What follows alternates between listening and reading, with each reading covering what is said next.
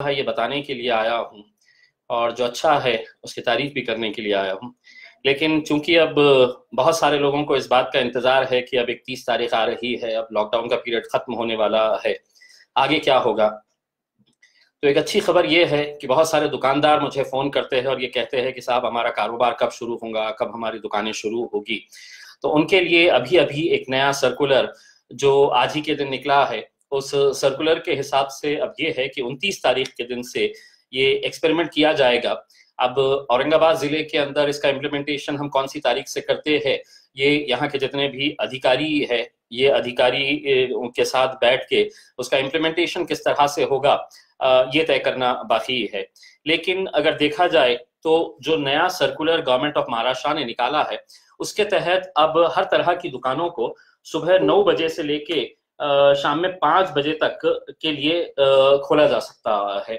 यानी कि 9 से 5 हर तरह की दुकान जो है अपना कारोबार आप शुरू कर सकते हैं, लेकिन उसके लिए कुछ कंडीशंस डाली गई है। यानी कि आप ये समझ लीजिएगा कि जो राइट साइड की जो दुकानें हैं, अगर एक तरफ जितनी भी दुकानें हैं, अगर राइट साइड की अगर दुकानें जितनी भी है, तो एक दिन सिर्फ राइट साइड की दुकानें खुलेगी और दूसरे दिन लेफ्ट साइड की दुकानें खुलेगी।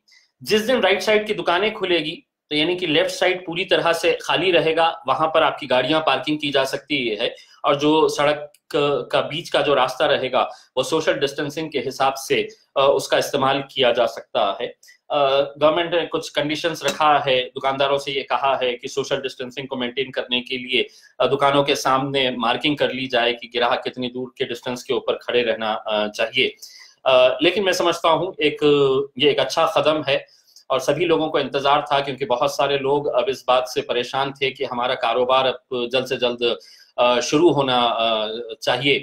तो इस नजरिए से ये सरकार के फैसले का हम स्वागत करते हैं, इस्तकबाल करता हूं मैं कि लेकिन औरंगाबाद के अंदर चूंकि गवर्नमेंट ऑफ महाराष्ट्र ने ये कहा है कि 29 तारीख के दिन से ये लागू किया जा सकता है, लेकिन लोकल एडमिनिस्ट्रेशन इसके ऊपर किस तरह से नजरिया रखते हुए ये 29 तारीख से इम्प्लीमेंटेशन किया जाएगा या 31 तारीख से किया जाएगा, ये यहाँ के जितने भी जिले के जिम्मेदार अधिकारी है, पदाधिकारी है, उन लोगों के साथ बैठकर इसके बारे में फैसला लिया जाएगा।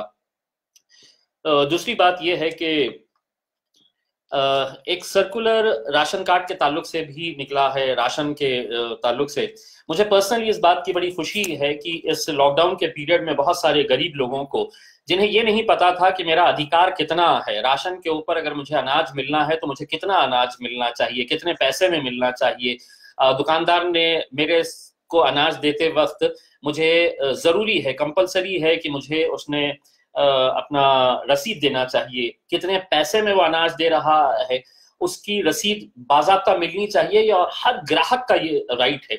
मुझे खुशी इस बात की है कि हमने इस दौरान, मैं जब भी लाइव पे आया हूं फेसबुक के ऊपर, मैंने लोगों को एक जागरूकता निर्माण करने का, एक अवेयरनेस क्रिएट करने का काम किया हूं कि लोगों को अपना अधिकार, अपना हक समझना चाहिए कि आपको इतना अनाज आपके राशन कार्ड के ऊपर मिलना चाहिए, आपको फ्री का जो अनाज है वो फ्री का अनाज आपको, इतना अनाज आपको सरकार की तरफ से दिया जाना चाहिए। तो लोगों के अंदर एक जो जागरूकता आई, तो मैं समझता हूँ बहुत सारे लोगों ने इसका फायदा उठाया है। ये एक अलग बात है कि बहुत सारे राशन की दुकान वालों ने मुझे काफी कुछ कहा है कि ये ग्राहकों को मैंने जो समझाने का काम किया है, वरना हो ये रहा था कि दुकानदार अपनी मर्जी के हिसाब से काम कर रहा था। मैं एक बात सही मानों में अभी भी बताना चाहता हूं कि हर जिले के अंदर, मैं तो समझता हूं कि हर देश में पूरी हर जगह के ऊपर ये चलता है कि राशन की दुकानों का एक बहुत बड़ा सिंडिकेट काम करता है और जो ये गरीबों का अनाज जो है ये ब्लैक में मार्केट के अंदर बेचता है। इस दौरान हमने भी बहुत कुछ स्टडी किया है और चूंकि अब ये वक्त नहीं है कि हम इन मुद्दों को उठाए, लेकिन अगर ये सिस्टम अगर बेहतर नहीं हुआ तो मैं आपको यकीन दिलाता हूं कि मैं लोकसभा के आने वाले अधिवेशन के दौरान मैं ये मुद्दा पार्लियामेंट के अंदर उठाऊंगा और जो जो लोग इसके अंदर शामिल है, और नेक्सस का मतलब ये है कि सिर्फ दुकानदार इसके अंदर शामिल है ऐसा नहीं है, हकीकत ये है कि इसमें कई अधिकारी लोग भी शामिल है, कई एजेंट लोग शामिल है। दुकान किसी एक के नाम के ऊपर है, चला कोई और रहा है, उसको कमीशन दे दिया जाता है। बल्कि यहाँ तक ये है कि इतना बड़ा नेक्सस है कि किस लेवल के ऊपर ये कहाँ कहाँ मैनेज किया जाता है, किसको कितना हफ्ता दिया जाता है, ये भी सब जानकारी है। और मैं आप लोगों से भी गुजारिश करना चाहूंगा कि आप लोग भी अपने तौर के ऊपर इसकी जानकारी देते रहिएगा। ऑनलाइन अगर जाएंगे तो ग्राहकों को ये समझना चाहिए कि ऑनलाइन में आपको पता चलता है कि आपको अनाज कितना मिलना चाहिए और आपको कितना दिया जा रहा है। दुकानदार नाराज तो होगा ही, क्योंकि पहली मर्तबा उसके दुकान से सही तरह से अनाज मिल रहा है। अब एक बात जो पिछले 2 महीने से हम लोग चीख चीख कर कह रहे थे कि जिसके पास राशन कार्ड है उसे तो ये अनाज मिल रहा है, लेकिन जिन लोगों के पास राशन कार्ड नहीं है तो क्या वो भूखे मर जाए? उनके लिए कुछ नहीं होना चाहिए। तो आखिरकार सरकार ने ये फैसला लिया है और एक नया नोटिफिकेशन जारी करते हुए सरकार ने ये बताया है कि जिन लोगों के पास 19 तारीख का ये परिपत्रक है, जिसके अंदर लिखा है की कोणत्याही राज्य योजनेमध्ये समाविष्ट नसलेल्या विना सिद्ध पत्रिका धारकांच्या ना माहे मे व जून 2020 या 2 महिन्याच्या कालावधीकरिता मोफत तांदूळ वितरित करण्यात येणार आहे। यानी कि मई और जून में उन लोगों को भी अनाज मिलेगा जिनके पास कोई राशन कार्ड नहीं है या जो कोई भी गवर्नमेंट की स्कीम के अंदर बैठते नहीं है। उन लोगों की लिस्ट तैयार करने का है, उन लोगों की लिस्ट तैयार करके डिस्ट्रिक्ट कलेक्टर ऑफिस में देने का है या म्युनिसिपल कमिश्नर ऑफिस के अंदर देने का है। उसके भी बहुत सारे नियम बनाए गए हैं। सिर्फ अफसोस इस बात का है कि बहुत देर कर दी ये नोटिफिकेशन निकाल कर। अगर ये शायद पहले निकल जाता तो बहुत सारे लोगों का, क्योंकि सरकार भी जानती है कि बहुत सारे ऐसे लोग हैं जो जिनके पास राशन कार्ड नहीं है। तो मैं उन लोगों का शुक्रिया अदा करूंगा, बहुत सारे एनजीओ जिन्होंने इस मौके के ऊपर गरीबों तक खाना पहुंचाने की कोशिश की है, प्रयत्न किया है। वो लोग अगर नहीं होते तो मेरे हिसाब से एक बहुत बड़ी गंभीर समस्या प्रशासन के सामने, सरकार के सामने होती। तो मैं उन तमाम लोगों का शुक्रिया अदा करता हूं। यानी कि अब ये है कि जिन लोगों के पास राशन कार्ड नहीं है उन लोगों की लिस्ट तैयार की जाए, वो लिस्ट तैयार करके डिस्ट्रिक्ट कलेक्टर के पास दिया जाए और प्रति व्यक्ति हर शख्स को जिसके पास राशन कार्ड नहीं है, चाहे वो डेली वेज वर्कर्स हो या माइग्रेंट लेबर हो, उनको प्रति व्यक्ति 5 किलो तांदूळ दिया जाएगा। यानी कि 5 किलो चावल उन लोगों को भी दिए जाएंगे, लेकिन उसका भी एक प्रोसेस है। उस प्रोसेस को फॉलो करते हुए ये राशन उन लोगों को दिया जाना है। तो एक अच्छा फैसला ये भी आया है, मैं इसका भी तहे दिल से शुक्रिया अदा करता हूँ। दूसरा मैं ये बताना चाहता हूं कि पिछले कुछ दिनों से औरंगाबाद के घाटी अस्पताल को लेकर कई सारी लोगों की शिकायतें आ रही थी और कुछ हद तक वो शिकायतें मैं समझता हूं कि सही भी है। एक खराब ये लगता है कि गवर्नमेंट एक तरफ ये कह रही है कि हमारे पास बेहिसाब पैसा है, पैसे की हम कोई कमी नहीं होने देंगे, और यहाँ पर भी डिस्ट्रिक्ट कलेक्टर ने बार बार ये कहा है कि हम पैसे की कमी नहीं होने देंगे। लेकिन क्या वजह है कि आज घाटी अस्पताल के अंदर कोई क्लास 4 एम्प्लॉई वहां पर काम करने के लिए तैयार नहीं है, कोई साफ सफाई करने के लिए तैयार नहीं है। और मैं एक खासदार होने की हैसियत से पूरी जिम्मेदारी के साथ ये कहता हूं कि अगर सिविल हॉस्पिटल के अंदर अगर क्लास 4 एम्प्लॉइज अपॉइंट किए जाते हैं इसी पीरियड के दौरान, तो क्या वजह है कि घाटी अस्पताल के अंदर ये अपॉइंटमेंट नहीं होता है? उसकी वजह ये है कि घाटी अस्पताल के अंदर जितने भी टेंडर्स निकले जाते हैं वो टेंडर किसको जाना चाहिए, किस ठेकेदार को जाना चाहिए, किस नेता के कौन से खरीद के ठेकेदार को जाना चाहिए, इसी मामलों की वजह से ये मामला अड़चन में आ पड़ता है। और ये हकीकत है, मैं बड़ी जिम्मेदारी के साथ, मैं खासदार होने की हैसियत से कह रहा हूँ कि घाटी के अंदर जब भी इस तरह का मामला आता है, चाहे वो बिल्डिंग बनाने का मामला हो, कोई इक्विपमेंट खरीदने का मामला हो, मेडिसिन खरीदने का हो, या एम्प्लॉय लोगों को अपॉइंट करने का मामला हो, इसके अंदर ठेकेदारी किसको मिलनी चाहिए, उसकी वजह से ये काम इतना देरी से होता है। और क्यों नहीं ये अपॉइंट किया जा रहा है जल्द से जल्द, जबकि वहाँ के डॉक्टर्स, वहाँ के नर्सेस मुझसे पर्सनली ये कहते हैं कि सर हम कब तक ये काम करेंगे। मैं उन तमाम डॉक्टर्स का शुक्रिया अदा करता हूँ जो दिन और रात मेहनत कर रहे हैं, और मेहनत करने के बावजूद भी आज उन्हें जिस तरह का सेटिस्फैक्शन मिलना चाहिए वो इसलिए नहीं मिल रहा है कि डॉक्टर अपनी मेहनत बखूबी कर रहा है, लेकिन जिस प्रशासन की ये जिम्मेदारी है वो प्रशासन अपनी जिम्मेदारी बखूबी निभा नहीं रहा है। इस वजह से आज लोगों का गुस्सा डॉक्टरों के ऊपर फूट रहा है, नर्सेस के ऊपर फूट रहा है, वहां पर तैनात सिक्योरिटी फोर्सेस के ऊपर या सिक्योरिटी के ऊपर काम करने वाले लोगों के ऊपर फूट रहा है। एक उदाहरण के तौर के ऊपर आज मैं घाटी अस्पताल गया था, मेडिसिन वार्ड, जहां पर पूरे कोरोना के पेशेंट है। वहां पर संजय नगर का एक पेशेंट था, मेरे ख्याल से दाभाड़े नाम का, वो लड़का जिसके पिताजी का देहांत हो गया, कल शाम 6 बजे उनका देहांत हुआ, संजय नगर का रहने वाला है, और आज शाम 6 बजे तक उनकी बॉडी नहीं दी गई है। अब स्वाभाविक है कि उसके घर वालों के ऊपर क्या बीत रही होगी कि 24 घंटे तक हमारे को ये नहीं मिल रहा है। ऐसे बहुत सारे केसेस है कि जहां पर सिर्फ एक प्रोसीजरल डिले जिसे हम कहते हैं कि कागजी खाना पूर्ति के वजह से बताया यह गया है कि साहब नहीं, उसका मेडिकल जो कोविड का टेस्ट आना था वो कोविड का टेस्ट बराबर से नहीं आया है, दोबारा लेना है। अरे उसके पिताजी मर चुके हैं, अब उन्हें अंतिम संस्कार के लिए आप इज्जत से उनकी बॉडी दे दीजिएगा ताकि वो परिवार वाले कम से कम अपने घर वालों का अंतिम संस्कार कर सके।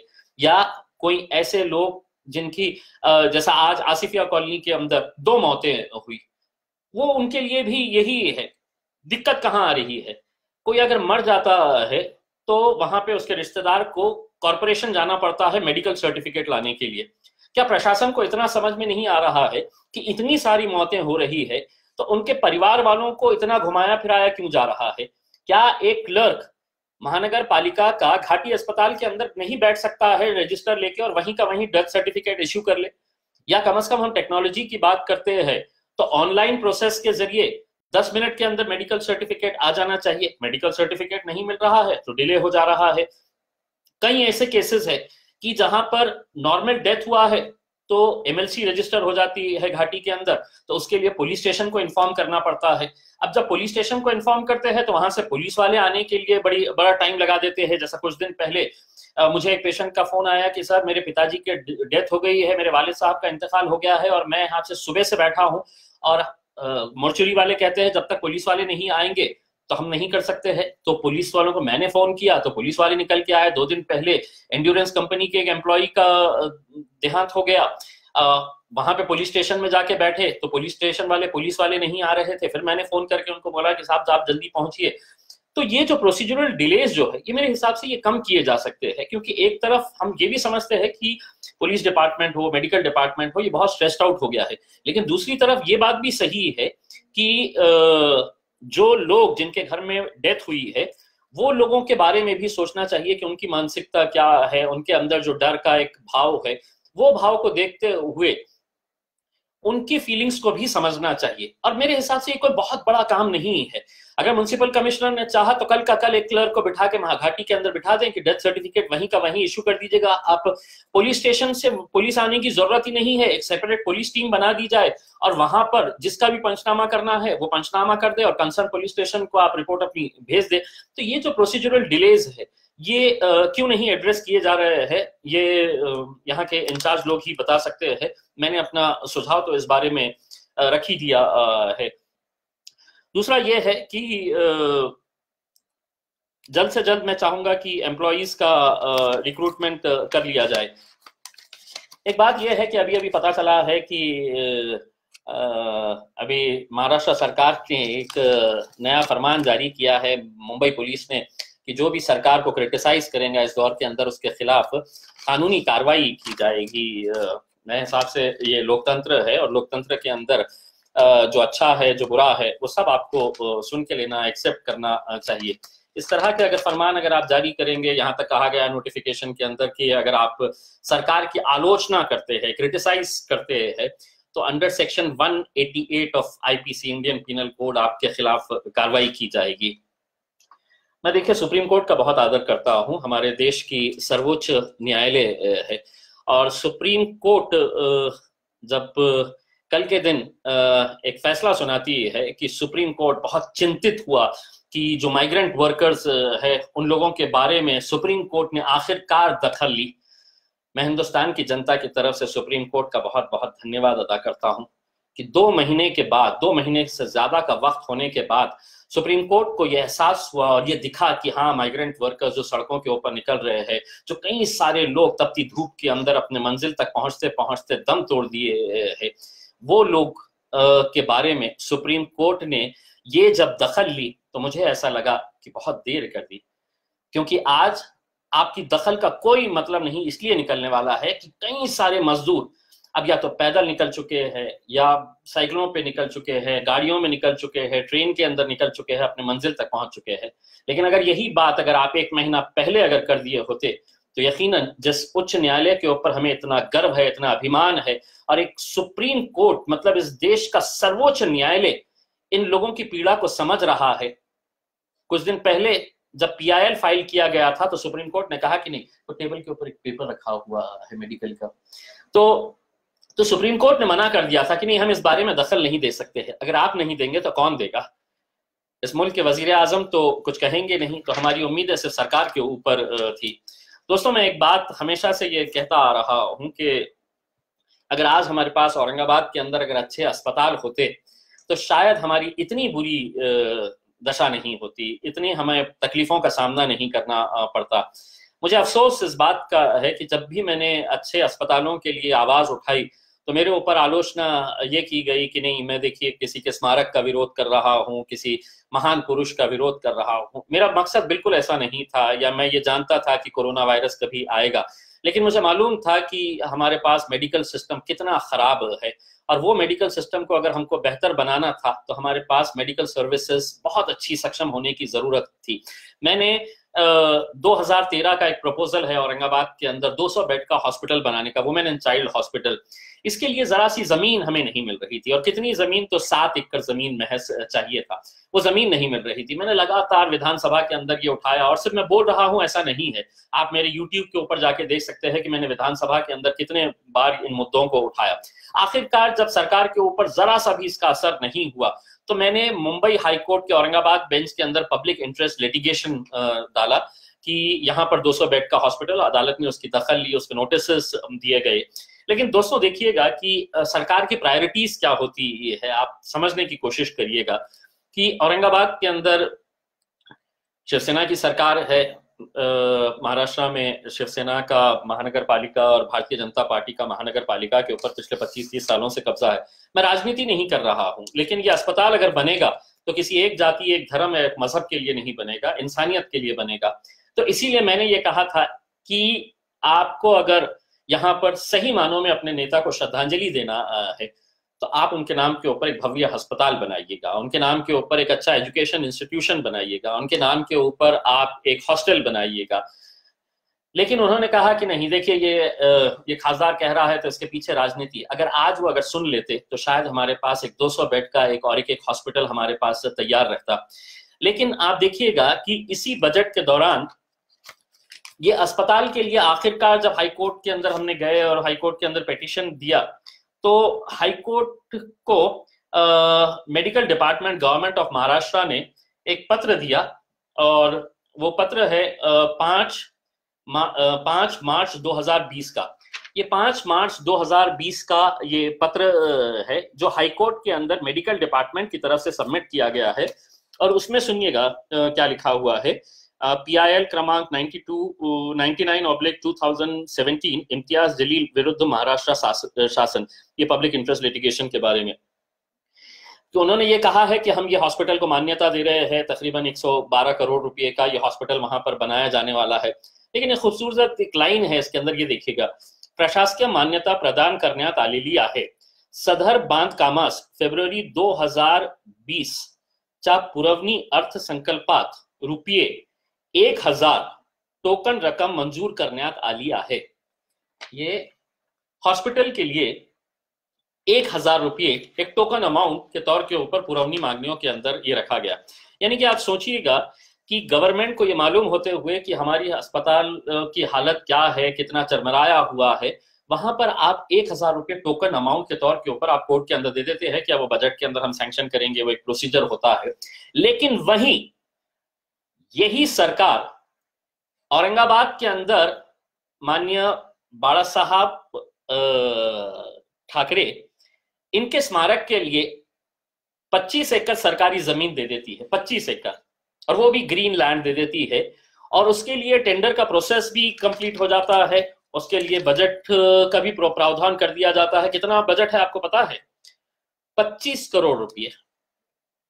25 करोड़ रुपये बाला साहब ठाकरे स्मारक का, जो औरंगाबाद के MGM कॉलेज के पास कई सारे झाड़ों को गिराकर बनाया जा रहा है। उसके लिए 25 करोड़ रुपए सैंक्शन हो गए। और क्रांति चौक का जो दूध डेयरी का है, जिसके लिए मैंने ये प्रस्ताव रखा था कि ये दूध डेयरी की जगह के ऊपर एक भव्य आप अस्पताल बनाए और उसको नाम दे दीजिएगा। हमें नाम में कोई मतलब नहीं है, अगर आपको देना है आप ये अस्पताल का नाम माननीय गोपीनाथ मुंडे साहब के नाम पे दे दीजिएगा। मैं भी मानता हूं ये दोनों ही नेता अपनी अपनी राजनीतिक पार्टियों के तौर के ऊपर एक लोक नेता की हैसियत से थे। आप उनको अगर श्रद्धांजलि देना चाह रहे हैं तो एक भव्य हॉस्पिटल बनाया जाए और उस हॉस्पिटल का नाम दे दीजिएगा। आपको गोपीनाथ मुंडे साहब के नाम के ऊपर देने का है, हम भी उसका समर्थन करेंगे।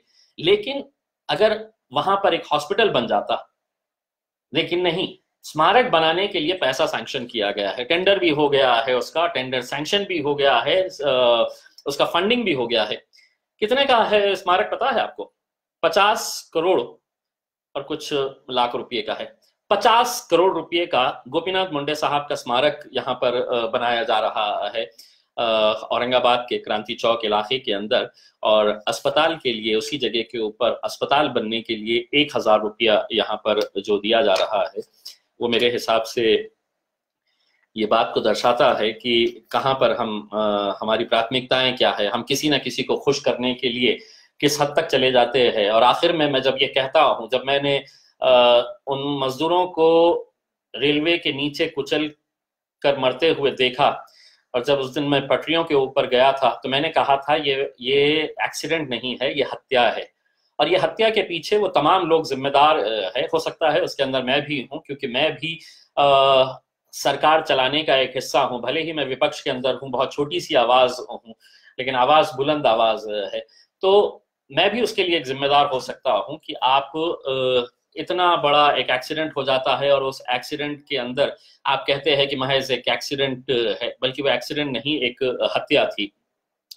देखिए गवर्नमेंट किस तरह से खिलवाड़ करती है गरीबों के साथ, उसका एक दूसरा उदाहरण मैं आपको देना चाहता हूं। यहाँ से जब मजदूरों को ले जाने के लिए बसेस का इंतजाम किया गया है और रेलवे का इंतजाम किया गया है, ये जानते हुए कि यहाँ पर हजारों की संख्या के अंदर मजदूर है जो बिहार के हैं, उत्तर प्रदेश के हैं, पश्चिम बंगाल के है, झारखंड के हैं, हजारों के हैं, तो उनके लिए ट्रेन स्टार्ट की गई है। अभी भी मुंबई के अंदर और बहुत सारे शहरों के अंदर हजारों में नहीं लाखों के अंदर ऐसे मजदूर है जो अपने अपने गांव जाना चाहते हैं और सिर्फ इंतजार है उन्हें तो ट्रेन का। लेकिन अब ट्रेन जब यहाँ से औरंगाबाद से स्टार्ट की गई तो हम खुद गए थे ट्रेन के अंदर, वहां पर उन मजदूरों को छोड़ने के लिए, क्योंकि जो हेल्प डेस्क मैंने स्टार्ट किया था, क्या कम से कम वहां से 10,000 लोगों ने रजिस्ट्रेशन कराए थे। तो मुझे खुशी इस बात की है कि मेरी टीम ने उन 10,000 लोगों को ऐसी मदद पहुंचाई है कि आज कम से कम वो अपने घर पहुंच गए हैं। और यकीनन उनका आशीर्वाद, उनके परिवार वालों का आशीर्वाद, उनके घर वालों की दुआएं हमारे साथ है कि ऐसे मुश्किल घड़ी के हमने उनका साथ दिया। लेकिन जब ट्रेन के अंदर हमने जाकर देखा तो ट्रेन के अंदर ये बताया गया कि साहब इसके अंदर हमको सोशल डिस्टेंसिंग मेंटेन करना है। और सोशल डिस्टेंसिंग मेंटेन कैसा करना है, तो ट्रेन की जो बर्थ होती है उस बर्थ के ऊपर सिर्फ 2 ही लोग बैठेंगे, यानी कि ट्रेन के कंपार्टमेंट के अंदर सिर्फ 4 ही लोग बैठेंगे। अब मैंने जब वहां पर गया तो मैंने ये कहा कि साहब ये जो बच्चे हैं, ये जो माइग्रेंट्स है, ये एक एक रूम के अंदर 8-8, 10-10 मजदूर रहते हैं। ये इतने दिनों तक सोशल डिस्टेंसिंग का नहीं है, आज इनको घर पे जाने की बारी आई तो आप सारे कायदे कानून सोशल डिस्टेंसिंग की बात कर रहे हैं। जब आपने शराब के बारे में फैसला लिया था तो लोग एक दूसरे के आंख के ऊपर चढ़कर जा रहे थे, तब आपको सोशल डिस्टेंसिंग का एहसास नहीं हुआ था। आपको तो ये चाहिए था कि हमें पैसा कितना मिलेगा करके। आज यही गरीब है तो उसके लिए ये कानून। तो फिर सरकार ने प्लेन्स की इजाजत दे दी, हवाई जहाज हम शुरू करेंगे करके, और प्राइवेट एयरलाइंस के साथ एयर इंडिया को भी इजाजत दे दी गई है। आप बहुत सारे नेट के ऊपर जाकर देख लीजिएगा, बहुत सारे फोटोज देख लीजिएगा, और उन फोटोज के अंदर आपको एक चीज दिखाई देंगी कि पहले सरकार ने यह फैसला किया कि जो हवाई जहाज के अंदर 3 सीटें लगातार होती है, जो बिल्कुल बाजू बाजू एकदम लग के होती है कि मेरा कंधा इनके साथ लग सकता है, एकदम तीनों के अंदर कोई डिस्टेंस नहीं होता है, सोशल डिस्टेंसिंग नाम की कोई चीज नहीं होती है। तो सरकार ने यह फैसला पहले लिया कि बीच की जो सीट रहेगी वो खाली रहेगी, वो हम बेचेंगे नहीं, और सिर्फ 3 की जगह 2 पैसेंजर्स जाएंगे, बीच की सीट खाली रख दी जाएगी। लेकिन प्राइवेट एयरलाइंस है, किसी ना किसी का इंटरेस्ट होता है, सरकार में बैठे हुए लोगों का इंटरेस्ट होगा, उनका क्या एग्रीमेंट है उनके साथ, क्या अंडरस्टैंडिंग है उनके साथ, कि आप अच्छी तरह से जानते हैं। पता चला कि ये बीच वाली सीट का मामला हटा दिया गया है। अब जितने भी प्लेन्स चलाए जा रहे हैं उन प्लेन्स के अंदर 3 पैसेंजर्स एक साथ मिलकर बैठ के जा रहे हैं 3 घंटे, लेकिन ट्रेन के अंदर कहते हैं कि नहीं वो गरीब है तो उसको नहीं, हम एक एक ही जाने देंगे, एक ही बर्थ के ऊपर एक एक ही जना जाएगा, बैठेगा भी एक ही जना। तो आप ये सोचिएगा कि क्या सरकार का एग्रीमेंट हुआ है कोरोना वायरस के साथ कि नहीं साहब, अगर आप प्लेन में अगर जाएंगे तो मैं बिल्कुल सताऊंगा नहीं पैसेंजर्स को, किसी भी तरह से उनको परेशान नहीं करूंगा, लेकिन ट्रेन के अंदर मैं आपको बराबर, अगर आप दूर दूर नहीं बैठेंगे तो मैं तो अटैक करूंगा करके। तो ये जो डुअल पॉलिसी है सरकार की, ये क्यों है? मतलब गरीबों को और कितना परेशान किया जाएगा? मुझे मालूम है कि मैं क्रिटिसाइज कर रहा हूं, लेकिन ये राइट है मेरा, क्योंकि ये डेमोक्रेटिक कंट्री है और डेमोक्रेटिक कंट्री के अंदर मुझे बोलने का अधिकार है, मुझे अपनी शिकायत रखने का पूरा अधिकार है। लेकिन आप ये नियम बनाते हुए एयरलाइंस के लिए एक अलग कानून बना रहे हैं और आप रेलवेज के लिए एक अलग कानून बना रहे हैं। तो मेरे हिसाब से ये बहुत ही दुर्भाग्यपूर्ण बात है कि आज इस तरह से ये फैसले लिए जा रहे हैं। मैं सिर्फ इतना उम्मीद करूंगा कि अब हम 31 तारीख के दिन करीब आ रहे हैं, बहुत उम्मीद है और कि हम लोग ने बहुत अच्छे तरीके से इसको हैंडल किया है। ये अलग बात है कि कई इलाकों के अंदर जिस तरह से सील किया गया था, मैं कतई इस बात के फेवर में नहीं हूं कि जिस तरह से सील कर दिया गया था, ऐसा था कि मतलब वहां से अगर किसी को इमरजेंसी के लिए भी बाहर निकलना होता है तो छोटा सा स्पेस तक नहीं छोड़ी गई थी। तो मैं उसका जमकर, मेरी नाराजगी भी मैंने दर्ज कराया हूं। तो बहुत ही मतलब गलत तरीके का ये डिसीजन था कि पूरे एरिया को आपने बैम्बूज लगा के, टीन के शेड्स लगाकर सील कर दिए है। अगर किसी को इमरजेंसी के लिए भी अगर बाहर जाना है तो वो बाहर नहीं आ सकता था, क्योंकि आपने इस तरह का, अगर किसी लेडीज को अगर किसी जरूरत काम से या किसी दूसरे हॉस्पिटल में जाने के लिए भी अगर रहता तो उनके लिए ये पॉसिबल नहीं था। तो मेरे हिसाब से ये जिस किसी ने भी फैसला किया है बहुत ही गलत फैसला था। इससे लोगों के अंदर नाराजगी बड़ी बड़ी है, लेकिन उसके बावजूद भी लोगों ने पूरी तरह से कोऑपरेट किया है, इसीलिए मैं लोगों का तहे दिल से शुक्रिया अदा करता हूं। मैं घाटी अस्पताल के तमाम डॉक्टर से यही कहना चाहूंगा कि आप लोग बहुत मुश्किल घड़ी के अंदर काम कर रहे हैं, लेकिन एक बात मैं कहना चाहता हूं कि गवर्नमेंट पैसा बहुत देती है, लेकिन अल्टीमेटली अगर उस पैसे का सही मानों में अगर इस्तेमाल नहीं होता है तो आप लोगों को उसका टारगेट बनाया जाता है। पब्लिक समझती है कि देखिए ये डॉक्टर्स हमारा साथ नहीं दे रहे हैं। इसीलिए जब कोरोना वायरस खत्म हो जाएगा तो मैं इंडियन मेडिकल एसोसिएशन से ये कहूंगा कि गवर्नमेंट हॉस्पिटल्स या गवर्नमेंट के डॉक्टर्स जितने भी है, ये सब यूनाइटेड खड़े रहिएगा, अपनी आवाज उठाइएगा, अपनी आवाज बुलंद करिएगा और सरकार से ये कहिएगा कि हमको ये फैसिलिटीज चाहिए। अगर ये फैसिलिटी अगर नहीं प्रोवाइड की गई तो आगे हम काम करेंगे या नहीं करेंगे। ये कोरोना वायरस के बाद आप लोगों को एक फर्म स्टैंड लेना पड़ेगा, वरना होगा ये कि आपकी खामोशी आप लोगों को कहीं पब्लिक के गुस्से का सामना करने पर ना मजबूर कर दे।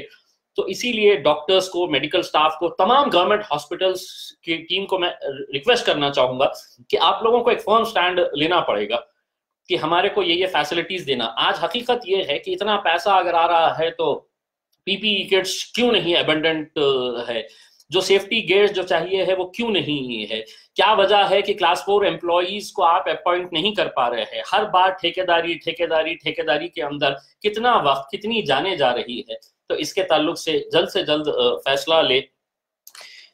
मेरे ताल्लुक से मैं ये कहना चाहूंगा कि हम लोगों ने अपने तौर के ऊपर बहुत सारी कोशिशें की है, बहुत सारे एनजीओज के साथ, हमारा भी दुआ फाउंडेशन के नाम से हमारा भी हम लोग काम करते आ रहे हैं। अभी हमने, चूंकि अब रमजान खत्म हो गया है, तो हमने कम्युनिटी किचन एक तैयार किए है, जो सेंट्रलाइज्ड किचन है पाकिजा फंक्शन हॉल के अंदर, और वहां पे हम लोग खाना बना के अब हर गरीब बस्ती के अंदर भेजने की हमारी जितनी हैसियत है उसके हिसाब से हम लोग भेज रहे हैं। बहुत सारे लोग उसके अंदर, हम चाहेंगे कि आप भी जुड़े, आप भी इस नेक काम के अंदर ये करें। कुछ लोगों की एक आदत होती है कि सोशल मीडिया के उस दौर के अंदर है कि जिस इंसान का अपने घर के अंदर कोई सुनता नहीं है वो देश को भी ज्ञान बांटने के लिए निकलता है। और कुछ लोगों की आदत है कि ये क्या कर रहा है, इसने अभी तक क्या किया, वो उसने अभी तक क्यों नहीं दिख रहा है करके। ये वो लोग हैं जो जिंदगी में खुद तो कुछ नहीं करेंगे, इनका काम सिर्फ यही है कि इसके ऊपर उंगली उठाना, इसके ऊपर कुछ इल्जाम लगा देने का। तो ऐसे लोगों को बहुत ज्यादा इनके तवज्जो देने की जरूरत नहीं है। जैसा कुछ दिन पहले मैंने देखा था कि एक सब्जी वाले साहब ने मेरे सब्जी फेंक कर कहा कि इम्तियाज जलील क्या कर रहे हैं करके।